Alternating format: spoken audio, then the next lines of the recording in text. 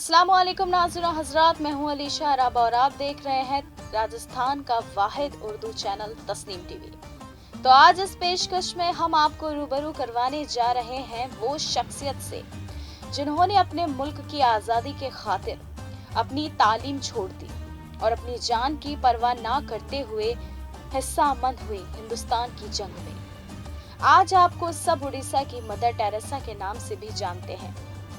जी हाँ, जिक्र कर रहे हैं मोहतरमा पार्वती गिरी जी का। तो आइए जानते हैं आपकी जिंदगी के तमाम गुज़िश्ता हाल को इस प्रोग्राम में।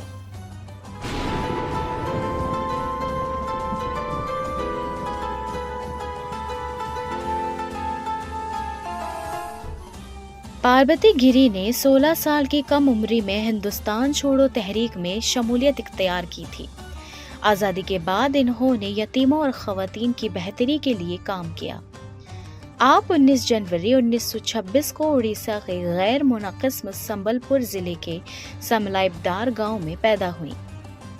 नौमरी के तौर पर आपको अक्सर सियासी मुबाहिसों का मुशाहिदा करती थी, जिनमें उनके चचा रामचंद्र गिरी शामिल थे, जो एक आज़ादी पसंद थे। मुबाहिसों में उन्हें कौमी मसाइल में गहरी दिलचस्पी लेने की तरगीब दी। हिंदुस्तान छोड़ो तहरीक के दरमियान उन्होंने खुद को जद्दोजहद आज़ादी के लिए वक्फ कर दिया। महात्मा गांधी से मुतासिर होकर वो अक्सर बरतानोई राज के खिलाफ मुजाहिरों में हिस्सा लेती थीं। दीगर आज़ादी पसंदों की तरह उन्हें भी गिरफ्तार कर लिया गया और बाद में छोड़ दिया गया, क्योंकि वो नाबालिग थीं। एक बार आप और उनकी उम्र के कुछ लड़के बारगाह में कर्मा अदालत में गए और जोर जोर से नारे लगाने लगे। अदालत खाली न करने वालों को उनकी बुज़दिली के अलामत के तौर पर चूड़ियां पेश की गई थी।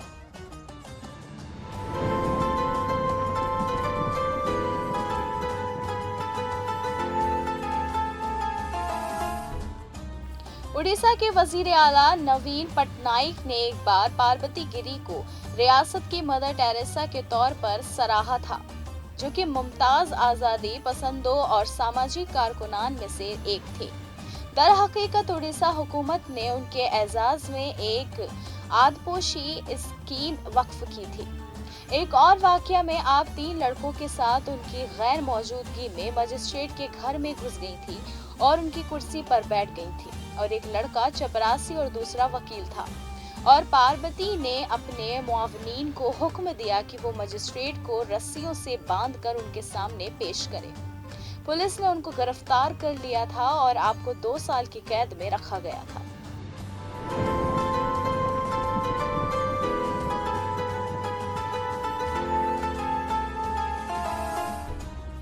हिंदुस्तान की आज़ादी के बाद आपने गरीबों की बेहतरी के लिए सामाजिक काम शुरू किए।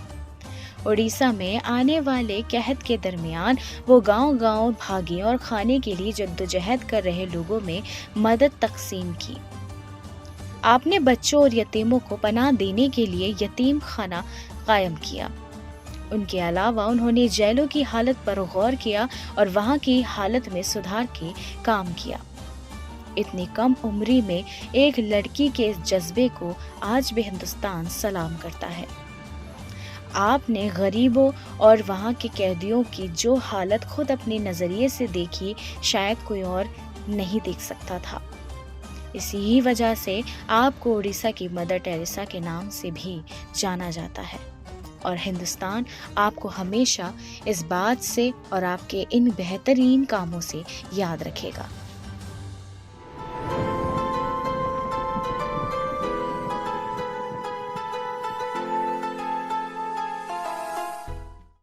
जब आपको असेंबली इंतखाबात के टिकट और राज्यसभा के निशास्त की पेशकश की गई, तो आपने आजिज़ी के साथ उन पेशकशों को ठुकरा दिया और गरीबों की बेहतरी के लिए काम जारी रखा, और फिर 17 अगस्त 1995 को आपने इस दुनिया को अलविदा कह दिया था। तो फिलहाल के लिए सिर्फ इतना ही। मैं लूंगी आपसे इजाज़त। तब तक के लिए देखते रहिए तस्नीम टीवी का एक खास प्रोग्राम शख्सियत हिंद।